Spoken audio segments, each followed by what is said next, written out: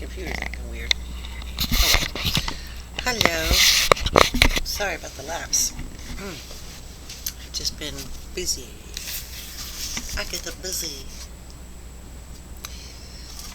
So, what is this part for? Here we go. Asleep. Right now, if you are questioned and cannot speak, where is the fault? It is generally because of seeing forms where there is no form, hearing a voice where there is nothing said, forcing rationalizations where there is no reason, asserting control where there is no control. If you cannot get rid of this, that is referred to as diseased eyes still there. Flowers in the sky fall in confusion. Why? Just because the mind is still there, so you cannot speak.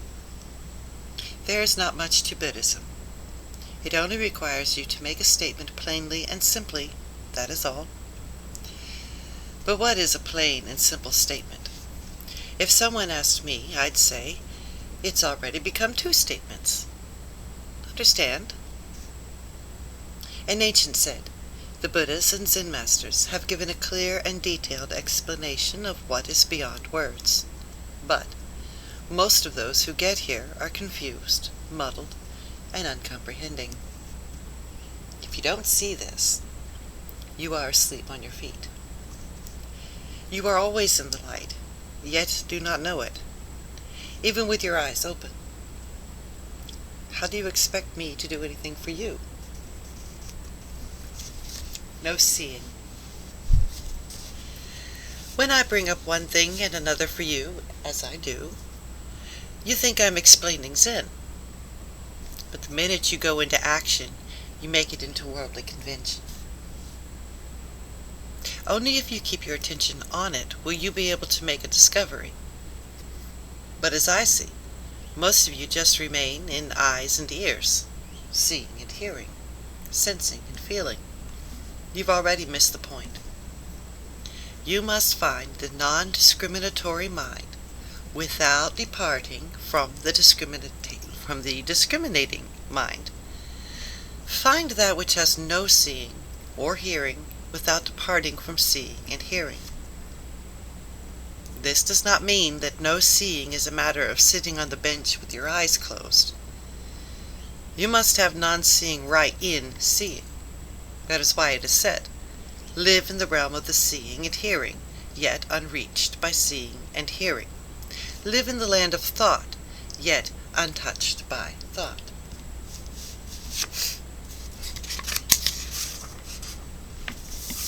Independence. What do you people come to me for? Each individual should lead life autonomously. Don't listen to what other people say. An ancient declared, I knew how to lead life by the time I was 18. You people must learn to live independently. You say, lead what life? Just do not seek elsewhere. Most people today are compulsively active. This is already not knowing how to lead life. This is called abandoning home, scattering the family, and becoming a drifter. Clearly this is not understanding. Just searching and seeking, studying a bit of intellectual knowledge, memorizing a few sayings, is called hauling manure inside. When you get here, your actions have to be truly accurate. Eventually it'll sink in thoroughly, and then you will understand. An ancient said, everywhere is you. Go east, and it's you. Go west, and it's you. Who are you? If you say me, this is emotional and intellectual consciousness, which you must pass through before you attain realization. In ancient times, Visibandhu asked Asagna, elder brother, when you went to the inner palace, what teaching did Maitreya expound to you? Asanga replied, he expounded this teaching. Now tell me, what is this? You must be able to discern it before you can realize it. Don't fix recognition on this. Many people have been fooled by the term "this." That is why we speak of illness as if it were a medicine. Therefore we say they are pitiful. In tune. Don't say what is speaking right now is it. That's not quite right. As soon as there is an affirmation, then there is a denial.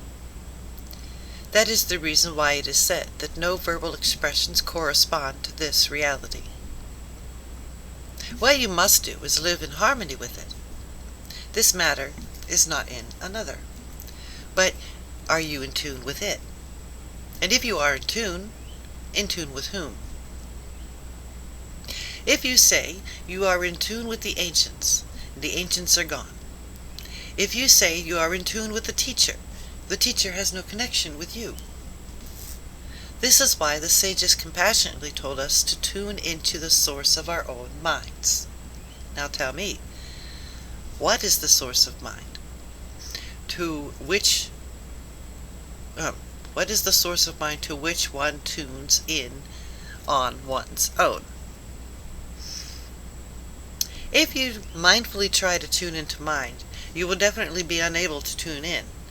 You have to tune in with mindless mind. It's true that yes, 3 to narrow. Learning Zen. You must be attuned 24 hours a day before you attain realization. Well, have you not heard how Lingan suddenly tuned into this reality upon seeing peach blossoms? How Zhang Yan set his mind at rest on hearing the sound of bamboo being hit? An ancient said, if you are not in tune with this reality, then the whole earth deceives you, the environment fools you. The reason for all the mundane conditions abundantly present is just that this reality has not been clarified. I urge you for now to first detach from gross mental objects. 24 hours a day. You think about clothing, think about food, think of all sorts of various thoughts, like a flame of a candle burning unceasingly. Just detach from gross mental objects, and whatever subtle ones there are will naturally clear out, and eventually you will come to understand spontaneously. You don't need to seek. This is called putting conceptualization to rest and forgetting mental objects, not being a partner to the dusts. This is why the ineffable message of Zen is to be understood on one's own. I have no Zen for you to study, no doctrine for you to discuss. I just want you to tune in on your own. The only essential thing in learning Zen is to forget mental objects and stop rumination. This is the message of Zen since time immemorial. Did not one of the patriarchs say, freedom from thoughts is the source. Freedom from appearance is the substance. If you just shout and clap, when will you ever be done? The basis of awareness.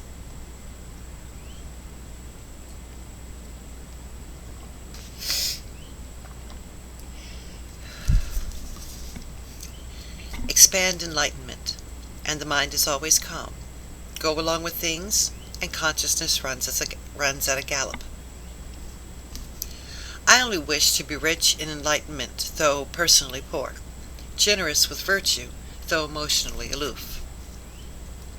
Here, I am thus every day, thus all the time. Tell me, what is thus? Try to express it outside the discriminatory consciousness, intellectual assessments, and verbal formulations.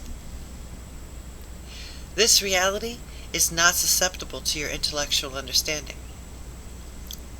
Now, those who think, attend, and reflect all have some intellectual understanding.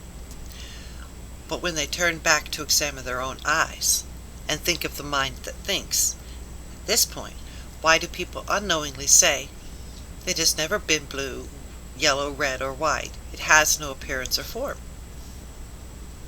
I tell you, this is what I call talk. It is not your original mind. How can you think of your original mind? How can you see your own eye? When you are looking inward, furthermore, there is no seeing subject. Some people swallow this in one gulp, so their eye of insight opens wide and they immediately arrive at their homeland. How can people nowadays reach the point where there is no seeing and no hearing? Everything is always there. You see people, houses, all sorts of forms, like boiling water bubbling.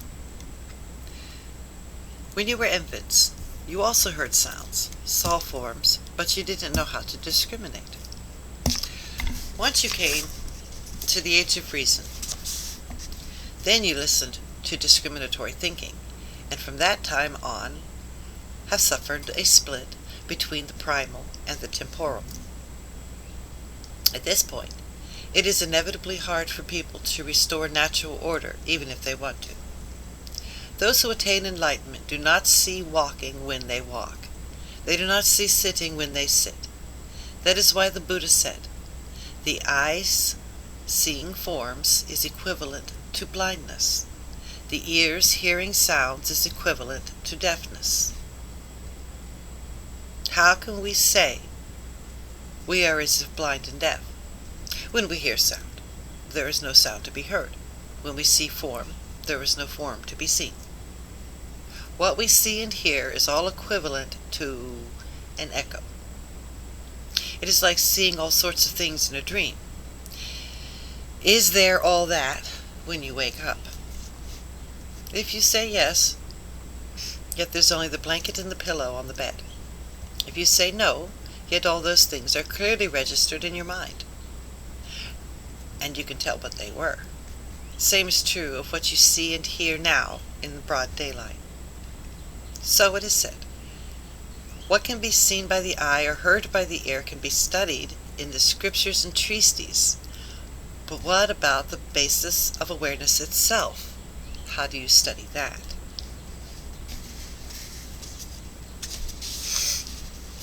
Just being there. Where is Shakyamuni the Buddha? What? What? Where is Bodhidharma, founder of Zen? Just there. How do you explain the logic of being just there?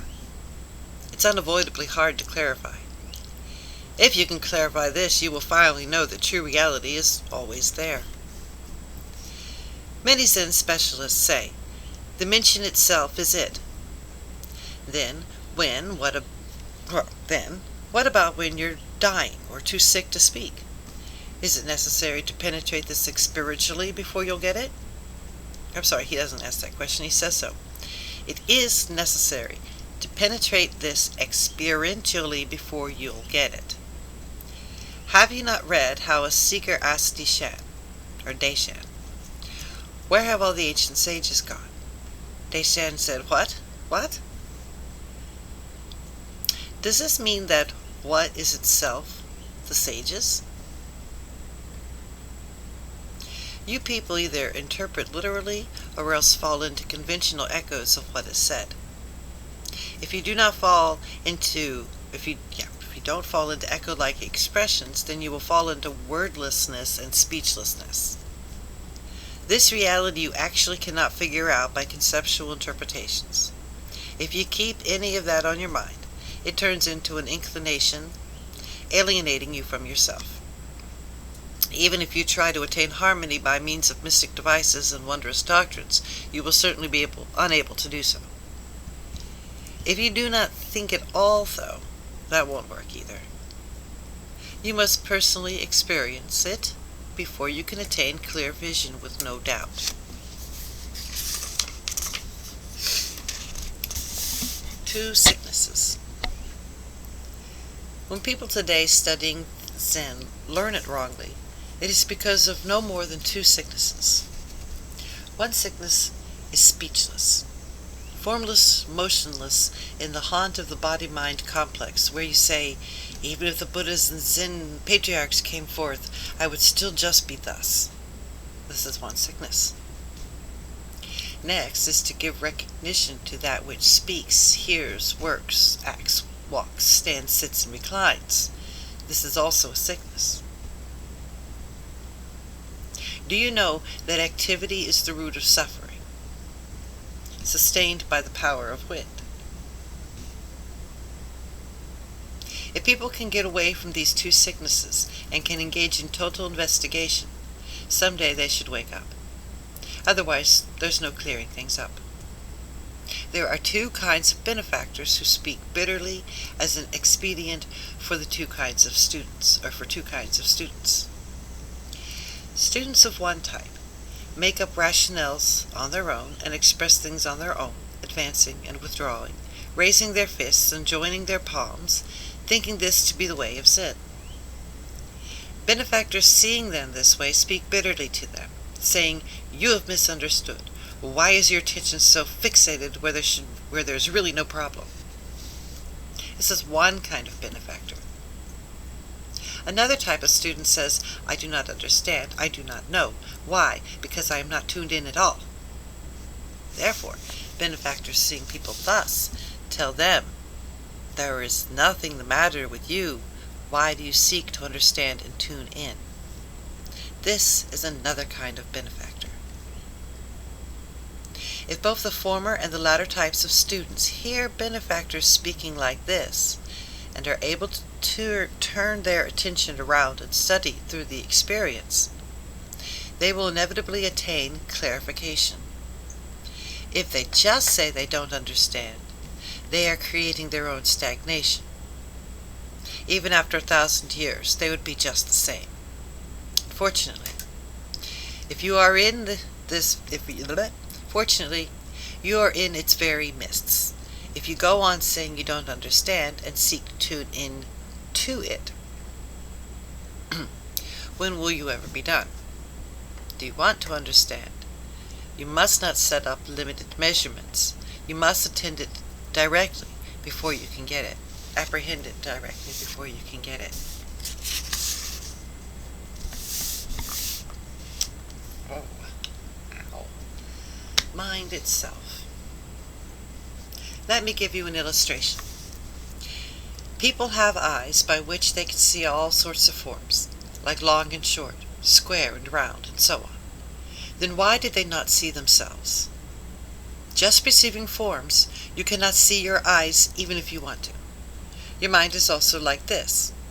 Its light shines perceptively throughout the 10 directions, encompassing all things, so why does it not know itself? Do you want to understand? Just discern the things perceived. You cannot see the mind itself. An ancient said, "The knife does not cut itself, the finger does not touch itself, the mind does not know itself, the eye does not see itself." This is true reality. Seeing through. You people have been standing here for quite a while. Have you seen a single real teacher yet? Don't keep on standing there for nothing. I am only what I call a provisional elder. The ancient sage said, apropos of this, just using provisional terminology to guide people. Buddha was an old Indian Minkadent, who did not trouble you to discriminate appearances and grasp forms. What is Shakyamuni the Buddha? Who is Bodhidharma, the founder of Zen? Was there any Buddhism before the founder came here? How can you say there was none? If you said there was none, that is just self-deception. When Bodhidharma was facing a wall for 9 years, were there so many verbal teachings and public cases? To see through in this way is a very good economical shortcut. When you would not come here, I had not seen you, and you had not seen me. If you do not see me and I do not see you, how can there be discernment and clarification? If you can attain clarification, what else is the matter? Before Buddha appeared in the world, it was thus. After Buddha appeared in the world, it was also thus. And after Buddha passed away, it is still thus. When you arrive at this state of thusness, there is really nothing the matter at all. As you people go about your daily activities and take care of your needs as they arise, how can you say there's nothing? No, nothing the matter. Only those who have actually seen it can know it is so. In ancient times, when Kasyapa, the elder, paid respects to the Buddha at the assembly on the spiritual peak, on seeing the vast crowd in a state of dignified composure, he had an insight and said, "This immense crowd here now is as if it had never been." Well, you tell me, what does this mean? A while ago you people were in your own places, where you didn't see so many people. Now that you're here, clearly you see a number of people. How can you say they are as if they had never been? In olden times, a certain old adept asked a seeker, "Where have you just come from?" The seeker replied, "The city." The adept said, "Where are you now?" The seeker said, "The mountains." The adept said, "I have a question to ask you. If you can answer, you may stay. If not, then leave. Now then, when you left the city was lacking you. When you came to the mountains had you extra. If you were absent in the city, the reality of the mind is not usually omnipresent. If you are extra in the mountains, then there is something outside of mind." The seeker had nothing to say. If you comprehend this, as it is said, you will not fall into nihilism or externalism. Your sixth sense faculties will be peaceful, and you will be tranquil and clear, whether active or still. One mind unborn, myriad entanglements cease.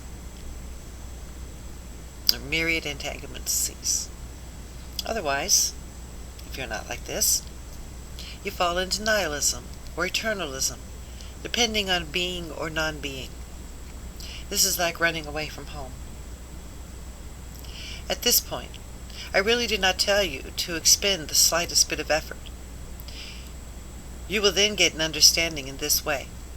If you want to harmonize with this reality, making it so that there is no gap, then you have already split away from it. When I contemplated this matter in the past, I used to think that it would take 2 or 3 lifetimes to attain enlightenment.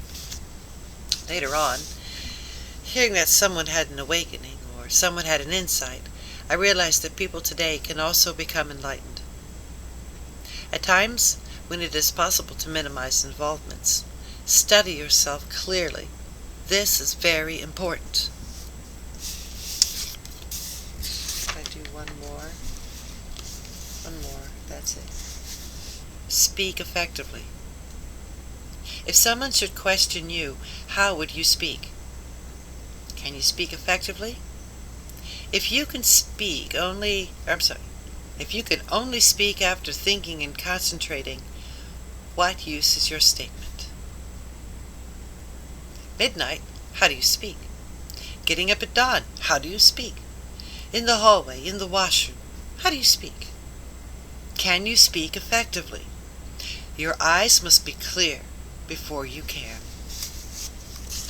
That'll be all right for now. I can go on. I really could. I love Mr. Foyan.